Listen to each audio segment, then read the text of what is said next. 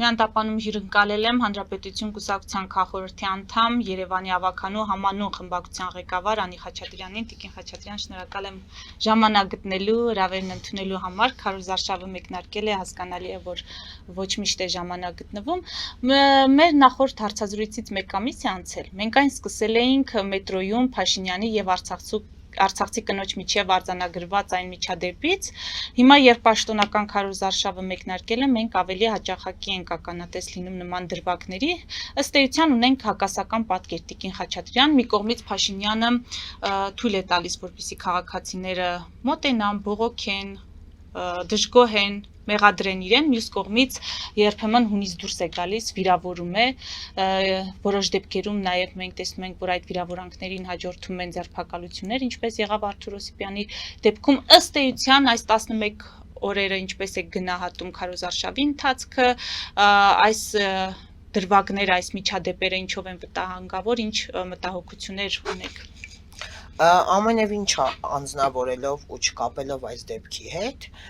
առհասարակ քաղաքական այն պրոցեսն է գնում, նախընտրական փուլում այն պրոցեսն է գնում, որ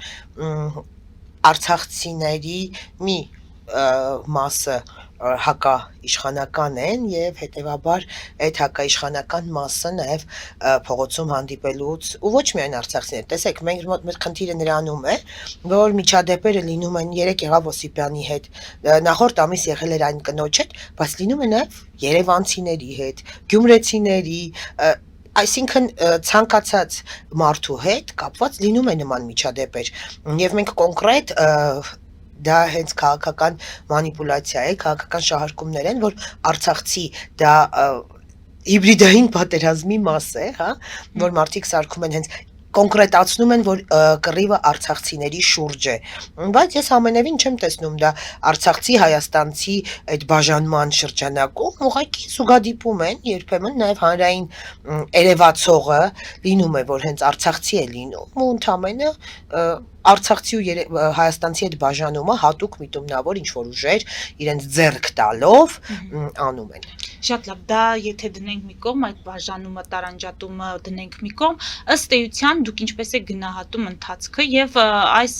հունից դուրս գալը Քարոզ Արշավի արդյոք հարիր է պաշտոնյային, առավել եւս երկրի ղեկավարին, հասկանում ենք, որ նա հիմա վարչապետի տեխնացուի կարգավիճակում է ըստ էության քաղաքացիական պայմանագիր խմբակցության կողմից, բայց ամեն դեպքում նաեւ միաժամանակ տեսեք, մենք խոսում ենք մի մարդու մասին, Նիկոլ Փաշինյանի, որ իր տեսակով անդիմադիր Նիկոլ Փաշինյանը ենք մենք տեսել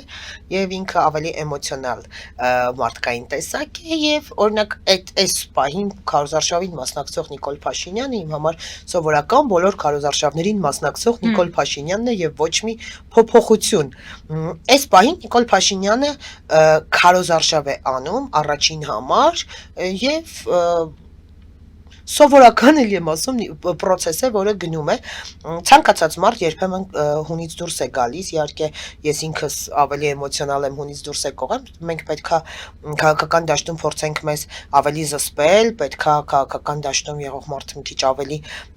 կարողանա էմոցիաները զսպել, բայց երբեմն լինում են իրավիճակներ, որ լինում են նման բաներ։ Ձեր Քարոզ Արշավի ընթացքում եղել են միջադեպեր։ Տեսեք, մենք առհասարակ Քարոզ Արշավի մասին ասեմ, հետո կամ մեր մասով։ Քարոզ Արշավը այսօր Հայաստանի Հանրապետությունում արդեն 10 քանի օր է գնում է եւ տարբերվում է վերջին մի քանի Քարոզ Արշավներից առնվազն 18 թվականից հետո եղած պրոցեսներից բավականին լուրջ տարբերվում է, ինչով, որովհետև մենք նաև ձայնագրություններ ենք տեսնում, ընտրակաշառքների խոսակցություններ ենք տեսնում, որը վերջին առնվազն մի քանի ընտրություններին կարծես թե վերացած էր ու Հայաստանի Հանրապետությունում չկար նման խոսույթ նույնիսկ, չասեմ հենց պրոցես, խոսույթն էլ չկար ընտրակաշառք բաժանելու մասին, այդ մի կարող է 1-2 շատ փոքր դեպքեր այդ պրոցեսներում եղած լինեն, բայց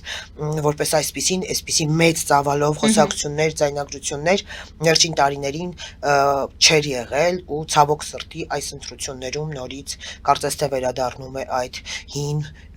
վատ սովորույթների մի պրոցես, ինչը իշխանությունը լիահույս եմ, որ կկարողանա մինչև ընտրություններ կանխել։ Այս հենց այն պրոցեսն է, որ մենք մինչև ընտրությունները նախազգուշացնում էինք, որ կան ուժեր, որոնք իրավունք չունեն մասնակցելու ընտրություններին։ Այս այն process-ն է, որ մենք նաև մենք չէ, ընտրությունից առաջ են եղել ձայնագրություններ եւ անդ պետք էր այնպիսի ապացույցներով ու ամեն ինչով բերվեր օրենքի ու հանրային դաշտ, որպիսի ուժեր լինեին, որոնց կենտրոնական ընտրական հանձնաժողովը չգրանցեր կամ այս հիմքերով, այս պահին էլ հիմքեր կան, որոնցով քաղաքական ուժերի տեխնացությունները կարելի է կասեցնել, որովհետեւ այն հետհեղափոխական Հայաստանում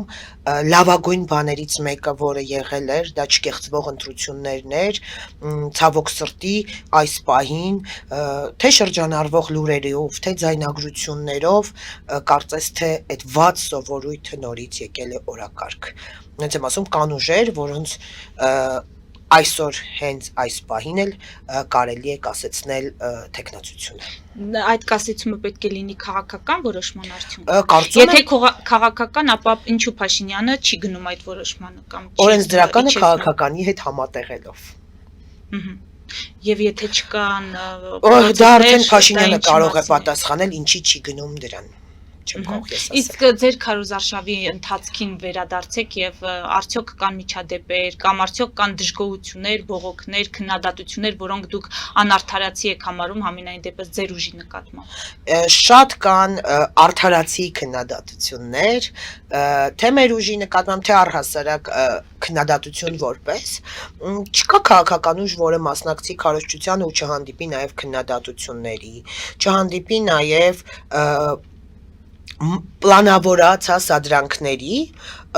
փառք Աստծո, մինչև այսօր որպես այդպիսին, որ ես կարողանամ կոնկրետ ասել, 1-2 դեպք, հիմա ես մի հատ շատ կարևոր դեպքի մասին էլ կխոսեմ, բացի որ մենք հանդիպել ենք, մեր ցուցակի առաջին համարը մեր վարչապետի տեխնացուն ինքը շատ քաղաքական լեքսիկոնով, քաղաքական կերպարային իր տեսակով ավելի հանգիստ է եւ պարոն Սարգսյանին հունից հանել եւ միջադեպերի մեջ սադրանքների դժվար տրվող է, փառք Աստծո, եւ դժվար է մենք մի քիչ ավելի չենք հանդիպում նման բաների։ Բայց ասացիք ինչ միջադեպեի։ Տեսեք, մենք ունենք խոչընդոտներ ունենք, քարոզչական, օրինակ այս պահին ես երեք նաև ոստիկանություն ենք մենք դիմել, այս պահին մենք ունենք կենտրոնական ընտրական հանձնաժողովի կողմից մեզ տրամադրած վահանակները կանգառասրահների կահավորման հետ կապված նոր-նորքում ունենք դեպք, որ մեր կանգառասրահը նույնիսկ ապակու հետևի նկարներով ամեն ինչով գոյություն չունի, վերացրել են, որը մենք վճարել ենք եւ վճարովի վերցրել ենք օրենքով սահմանված մեզ հասնող այս պահին ունի քարոզչական խոչընդոտ է, ինքը բավականին լուրջ խոչընդոտ է, թե ֆինանսական առումով, թե օրենքի առումով եւ ոստիկանությունն ունի շատ լուրջ աշխատանք կատարելու, տեսախցիկներ հանելու եւ ցույց տալու թե ովքեր են եւ ինչեր են արել, լինում են պլակատների փոկել ու բաներ, որը բոլորի մոտ է կարծում եմ լինում, դա սովորական է, բայց այն կանգառասրահը, ինքը մեծ կանգառասրահի մասին է խոսքը, որը վնասվել է, որը գոյություն չունի, հանել են ամբողջովին մեր նկարները փոկել, եւ կամերաներ ու ամեն ինչ պետք է ոստիկանությունը պարտավոր է հանել եւ թե մեզ, թե հանրությանը ցույց տալ, թե ով է կոնկրետ եւ կոնկրետ անձը պետք է պատասխանատվության Իսկ դուք ենթադրություններ ունեք, դա պարզապես քաղաքացիների գործողություններ են, այսինքն քաղաքական հայացքներով պայմանավորված, թե կարող են ինչ-որ ուժեր, որոնք կոնկրետ ձեզ համարում եք Ես չեմ կարող անմեղության կանխավարկածները կողք դնել, կարող են լինել քաղաքացիներ, կարող են լինել քաղաքական ուժեր, կարող են լինել քաղաքական սուտի ակտիվիստներ, այնպես որ կարող են լինել պատվերով ռուսական դեսպանատանն աշխատող ակտիվիստներ, չեմ կարող ասել, շատ կան այդպիսիները Հայաստանի Հանրապետությունում, նոր-նորքն էլ ինքը նոր-նորքն էլ ինչ որ կողմեր տանում է առնվազն ինձ կասկածների։ Տիկին Խաչատրյան, երեկվանից այդ շրջանառվող եւ քննարկվող տեսանյութի հետ կապված ինչ կարող եք ասել, երբ դիմակավորված անձին ըստ էության սպառնում են Փաշինյանին, ընդ որում Արցախի բարբարով եւ կարծես թե հերթական անգամ այդ բաժանումն է դրվում հասարակության անդամների միջև, Դանիել Իոնիսյանը օրինակ պնդում է, որ սա ռուսական օպերացիա է, որտեղ փորձում են մեր հանրության Արցախցի եւ Հայաստանում ապրողների միջև հերթական անգամ առիթ օգտագործել եւ ատելություն սերմանել, նաեւ Արամ Սարգսյանի ձեր վարչապետի տեխնացուի մտահոգությունը տեսա, որ ասում է հոկտեմբերի 27-ը օրինակ տեղի ունեցավ մի իրավիճակում, երբ այսպիսի ատելության մթնոլորտ չկար եւ սա շատ վտանգավոր է, կարող է հասցնել զենքի գործադրման։ Ընդհանուր առմամբ ինչ կարող եք ասել։ Տեսեք, այն որ Հայաստանի Հանրապետությունում այս ընտրությունները կարևորագույն ընտրություններ են եւ ընտրություններ են աշխարհաքաղաքական կարևորագույն ընտրություններ են աշխարհաքաղաքական տերերով ներքաղաքական process-ներում անախորժություններ ստեղծելու եւ այդ process-ները ստեղծելու համար հետեւաբար սա մաս է դրա, ինչպես մենք սկզբում խոսացինք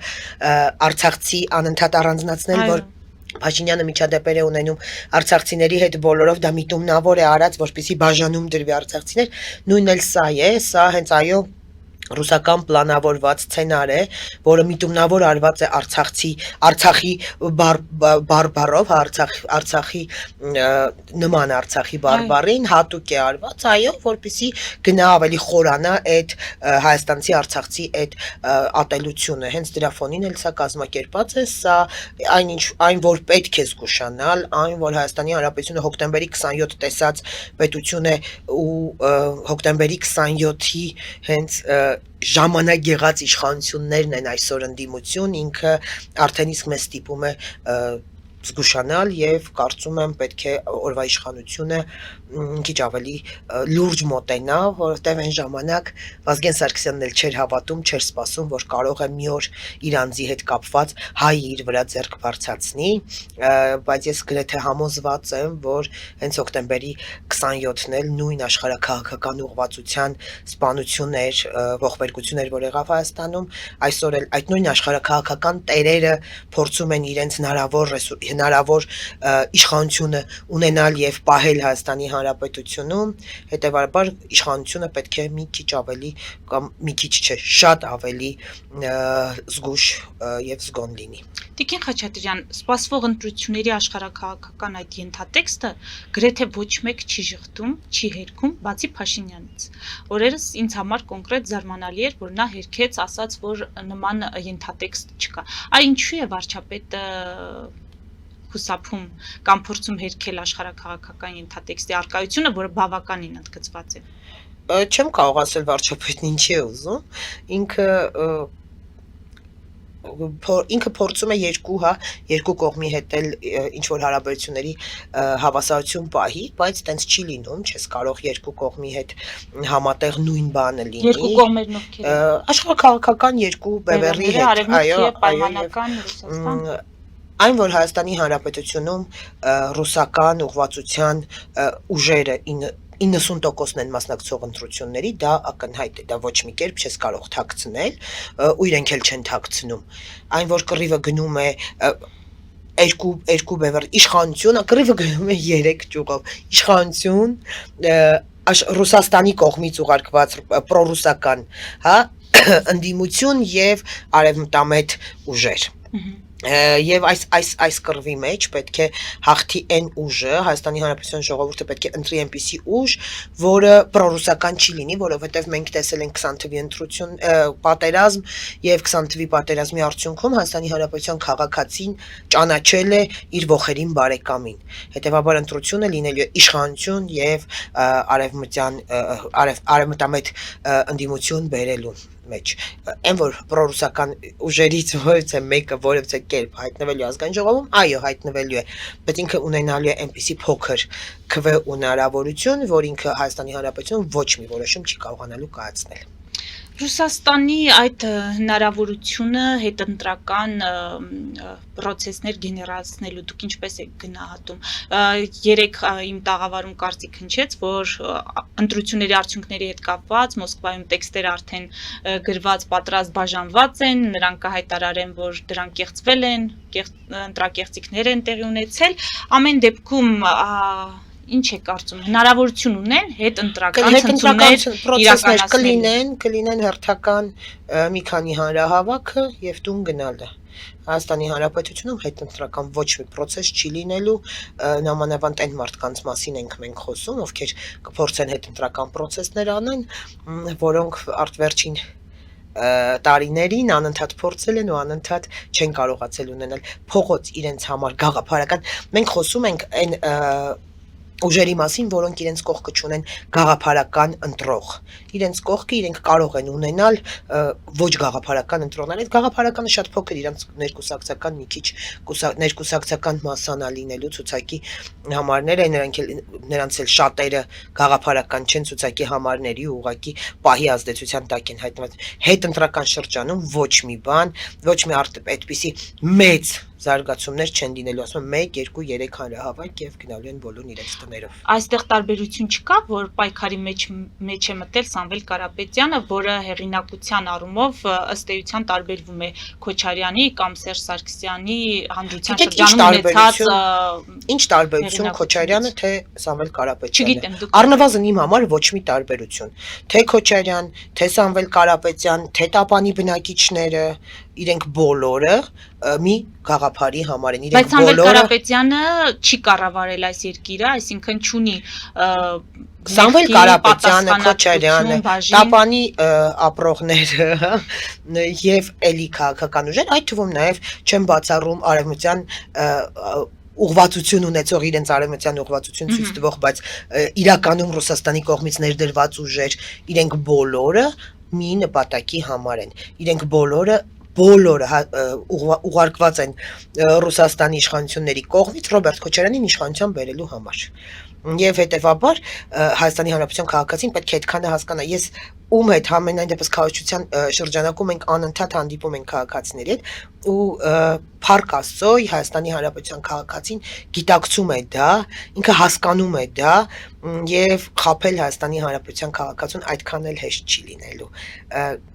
Նույնիսկ այն խոսույթները, այն ձայնագրությունները, որ մենք տեսնում ենք, այն խոսակցությունները, որ լսում ենք, որ բաժանվում են գումարներ, նույնիսկ այդ դեպքում Հայաստանի Հանրապետության քաղաքացին վերցնելով գումար, գնալու է ընտրատեղամաս ու ինքը արդեն իսկ գիտի, որ ընտրատեղամասում ինքը քվեարկելու է եւ իր քվեարկության մասին ոչ մեկ չի կարող իմանալ եւ իրենից հետագայում ոչ մեկ պարտք ու պահանջ չի կարող ունենալ ու ընտրելու այն ուժին, որը իր սիրտն է ցանկանում եւ չի ընտրելու ամենևին այն ուժին, որից ինքը գումար է վերցրել։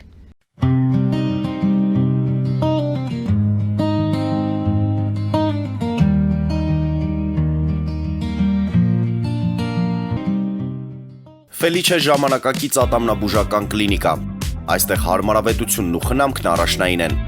Այստեղ կիրառվում են ատամնաբուժական ամենաժամանակակից տեխնոլոգիաներ, ճշգրիտ ախտորոշում, արդյունավետ բուժում, նուրբ փորձառություն եւ անհատական մոտեցում։ Սկսած սովորական մանրուքներից մինչև առաջադեմ ընթացակարգեր, այստեղ դուք գտնվում եք բարձր որակավորում ունեցող եւ փորձառու ատամնաբուժական մասնագետների ձեռքերում։ Մեր բարեկամական եւ հյուրընկալ անձնակազմն այստեղ է յուրաքանչյուր այցը հաճելի դարձնելու համար։ Ֆելիչե, ձեր առողջ եւ ամենաերջանիկ շպիտը սկսվում է այստեղից։ Եկեք եւ բացահայտեք նորարարության փորձագիտության եւ կարեկցանքի կատարյալ համադրությունը։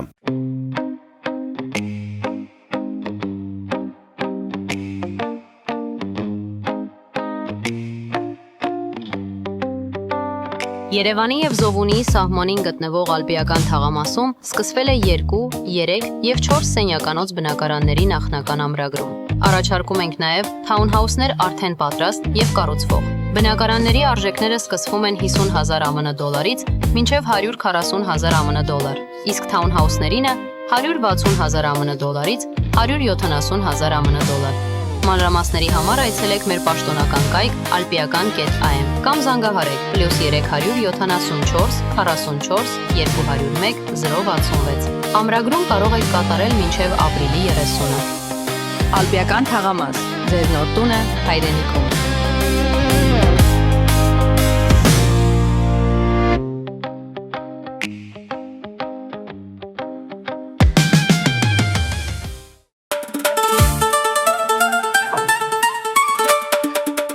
Երևանն եք ուղարկում։ Օթանավով։ Երևանն են ուղարկում։ Ստեղ ուղարկում են, Երևանում ստանում են $1.99 Սենսացիա, Այ սենսացիան էսա։ Ձրիա։ Իսկ ավտոմեքենաները կարող եք ուղարկել անհավատալի ցածր արժեքներով։ Նավով վճարում եք 1 արկղի համար, 2 արկղել անվճար։ Ասեք, Աշոտ դա ուղարկել։ Jackpot հագուստի խանութը երկրորդ մասնաճյուղն է բացել Գլենդելի սրտում, որտեղ կարող եք ձեռք բերել եվրոպական եւ ամերիկյան ընտիր հագուստեղեն, կոշկեղեն, աքսեսուարներ, պայուսակներ ամենահարմար արժեքներով։ Նաեւ կարող եք ցանկացած ապրանք պատվիրել եւ ձեռք բերել կարճ ժամանակում։ Jackpot-ի Գլենդելի հասցեն է 1135 North Pacific Avenue, հեռախոս 818 813 2252։ Jackpot հագուստի լավագույն կենտրոնը Գլենդելում։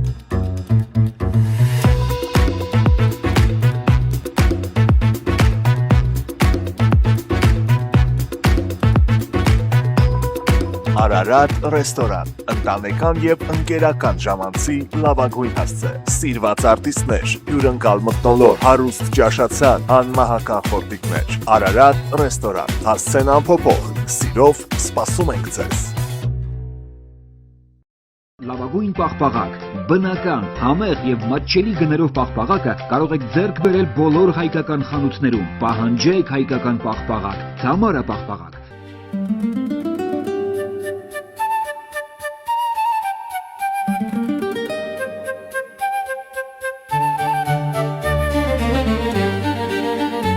Նոյան տապան տպարան,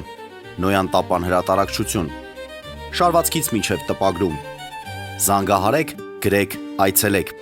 միասին պատրաստենք ձեր գիրքը, ամսագիրը կամ թերթը, որտեղ նշվելու է, տպագրված է Նոյան տապանում։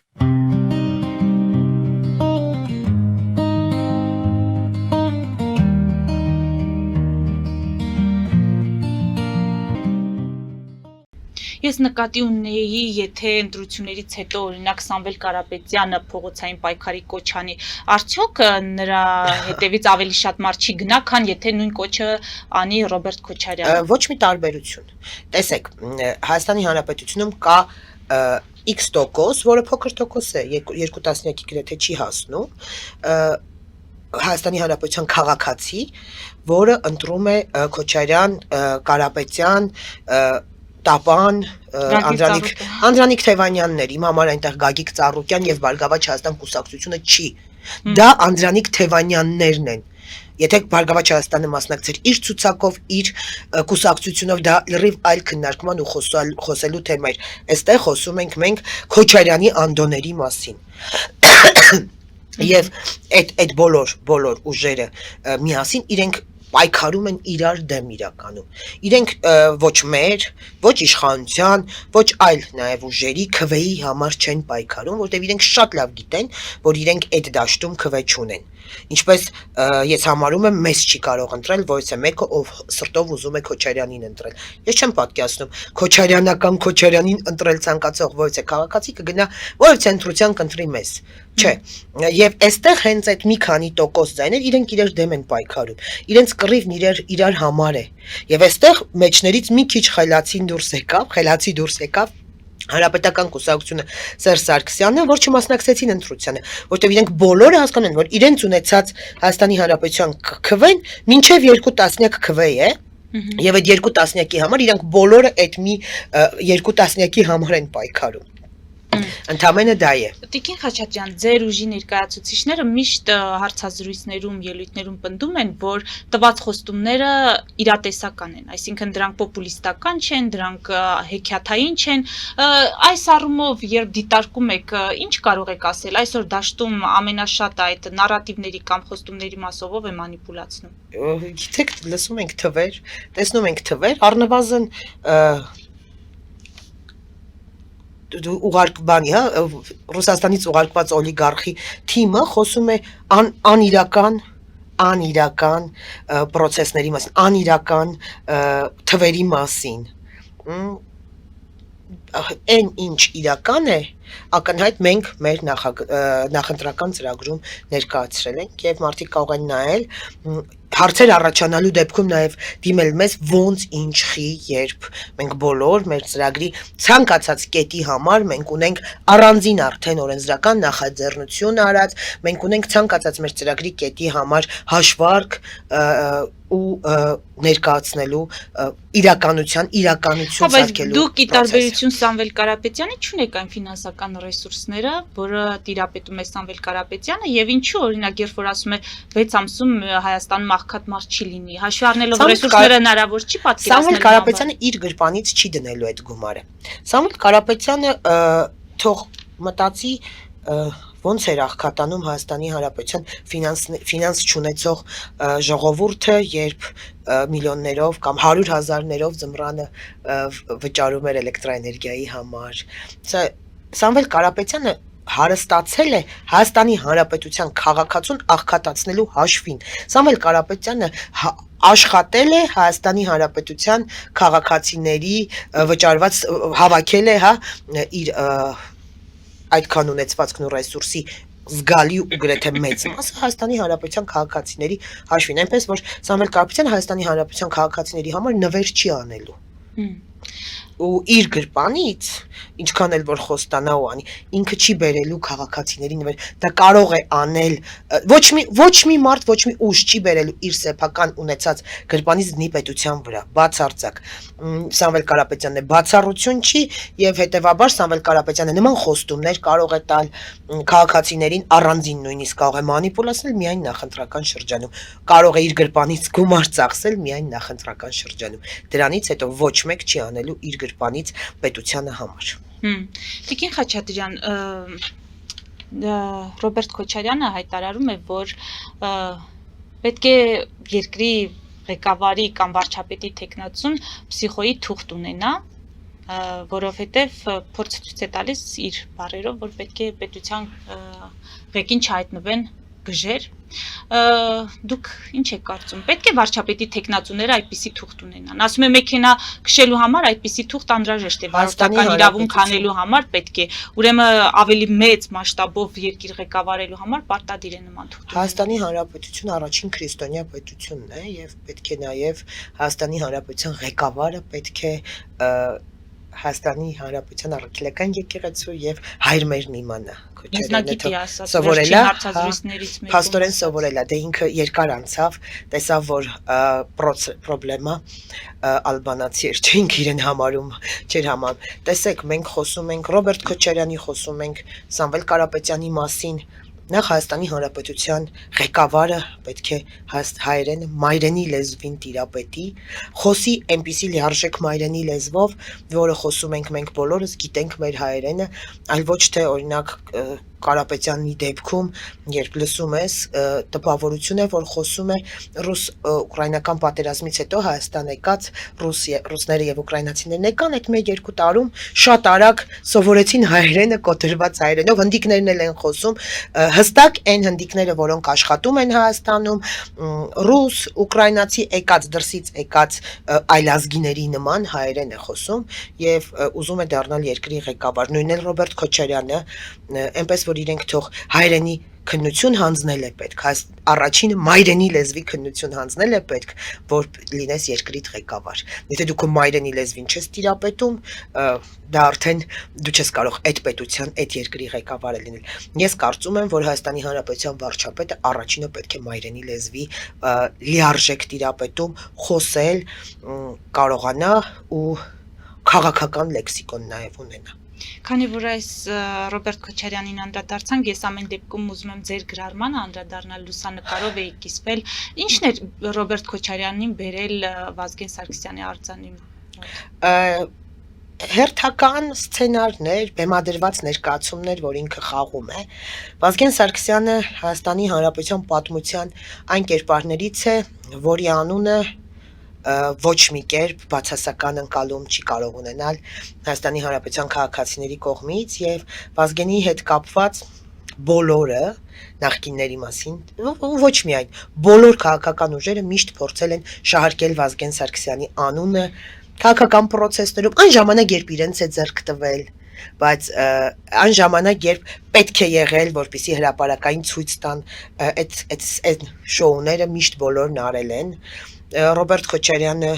Մեսիջ կար այդ լուսանկարը։ Իհարկե չկար, Ռոբերտ Քոչյանը Արարատում էր եղել եւ Արարատ քարոզության շրջանակում Արարատում անհնար է մեծ սիմվոլներից է Վազգեն Սարգսյանի արձանը եւ տարածքով անցնելուց ինքը պետք է այդ շոուն ցույց տար եւ այդ շոուն ինքը ցույց է տվել այլապես շատ վատ վերաբերմունք կստանար հասարակության կողմից հակառակը կստանար ինքը հոգու խորքում եմ որ գլուխը կախելուց ես գրեթե վստահ եմ որ չուզենալով ստիպված շոու անելու համար է կախել որովհետև Ռոբերտ Քոչարյանն այն մարդն է որը տարիներով չի գնացել Վազգեն Սարգսյանի գերեզմաններ Ռոբերտ Քոչարյանն այն մարդն է որ Վազգեն Սարգսյանի հոգեհանգստի օրը Պուտինի հետ բերանը բաց ծիծաղում էր երջանիկ կանգնած Ռոբերտ Քոչարյանն այն մարդն է որ Վազգեն Սարգսյանի մորը իր նախագահական նստավայրի դիմաց Վազգեն Սարգսյանի մայրը նստացույց էր անում ինքը չընդունեց Վազգեն Սարգսյանի մորը Ռոբերտ Քոչարյանն այն մարդն է որը Վազգեն Սարգսյանի ընտանիքին տարիներ շարունակ քաղաքական բռնաճնշումների է ենթարկել Ռոբերտ Քոչարյանն այն մարդն է որը Վազգեն Սարգսյանի նկարից շողքից Վազգեն Սարգսյանի անունից միշտ սարսափել է որովհետև ինքը Վազգեն Սարգսյանի անվան ստվերում է միշտ եղել ու այդ նկարում այնքան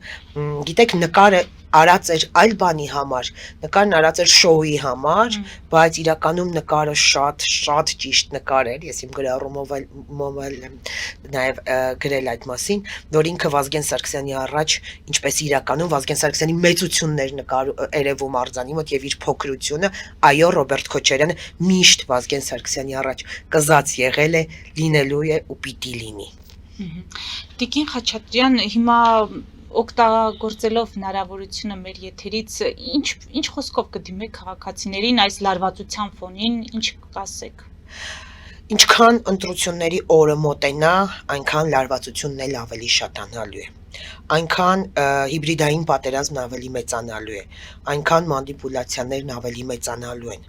բոլոր քաղաքական ուժերը գրեթե ասելու են նույն բանը խոստանալու են նույն բանը Որոշ քաղաքական ուժեր կլինեն նաև ֆինանսական միջամտությամբ կփորձեն ձեր ձայնը առնել, հա,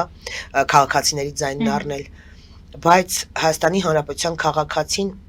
մոտենալով ընտրական խցիկին պետք է իմանա ինքը ում է ձայն տալի, ինքը ընտրում է հոկտեմբերի 27-ը Սուրբ ակտամարողներին Պուտինի Պուտինի այդ հավաքածուին Հայաստանի Հանրապետության քաղաքացին պետք է իմանա, որ Հայաստանի Հանրապետությունում այն ուժերը, որոնք ռուսական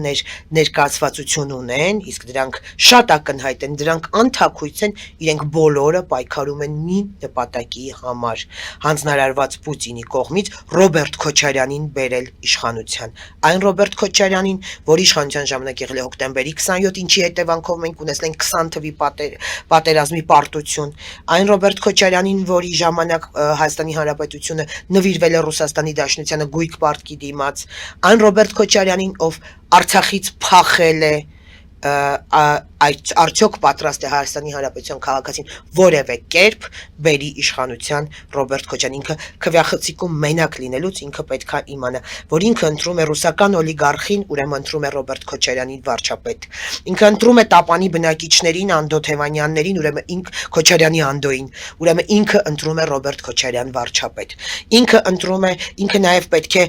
արևմտյան դաշտի տեխնացուներին էլ խոր ուսումնասիրի ու հասկանա ով է, ով ինչ կենսագրություն ունի, անկենսագրություն քաղաքական ուժերին էլ պետք է հաշվի առնի, որ փոշիանալով այդ ձայները գնում են Ռոբերտ Քոչարյանին։ Նույնիսկ ընդդիմություն ընտրելուց պետք է նայի այն քաղաքական ուժին, ով ունի հնարավորություն անցողիկ շեմը անցնելու, չտալ ոչ մի կերպ ձայն փոշիացող տեխնացուներին, որովհետև փոշիացող տեխնացուներով կարող է շատ բան փոխվել։ Հետևաբար նույն արևմտյան դաշտում, մյուս դաշտում ընտրելուց ինքը պետք է նայի, որ ուժը ունի ավելի շատ հնարավորություն իշխանություն գալու ու իշխանության անցնելու անցողիկ շեմը։ Նույնիսկ եմ ասում, պետք է շատ ուշադիր ուսումնասիրի թե արևմտյան, թե պրոռուսական ուժերին եւ հասկանա, որ ընտրելով շատ ուժերի, առնվազն 15-ից չգիտեմ, 19-ից 15, 16, 17 ուժ ընտրելուց ինքը պետք է հասկանա, որ ձայն է տալիս Ռոբերտ Քոչարյանին վարչապետ լինելուն, Պուտինի Ռոբին։ Այնպես որ Հայաստանի Հանրապետության քաղաքացին պետք է հասկանա, ընտրում է Պուտինին, որը իշխանության է բերելու Ռոբերտ Քոչարյանին, թե ընտրում է Հայաստանի Հանրապետության անկախությունը, թե ընտրում է Հայաստանի Հանրապետության լուսավոր ու փայլուն ապագան։ Այնպես որ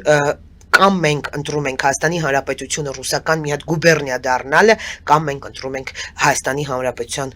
պահում ենք Հայաստանի Հանրապետության անկախությունը, որը բացարձակ արժեք է։ Շնորհակալ եմ, մենք ձեր քաղաքական ուժին հաջողություն ենք մաղթում, բայց դիտողներին հիշեցնեմ, որ զրուցում էի Հանրապետություն կուսակցության քաղխորհրդի անդամ Երևանի ավականու համանուն խմբակցության ղեկավար Անի Խաչատրյանի հետ։ Մեր ուղիղ եթերները կարող եք դիտել Patreon-ում, նաև այդ հարթակում աջակցել էկրանին երևացող QR կոդով։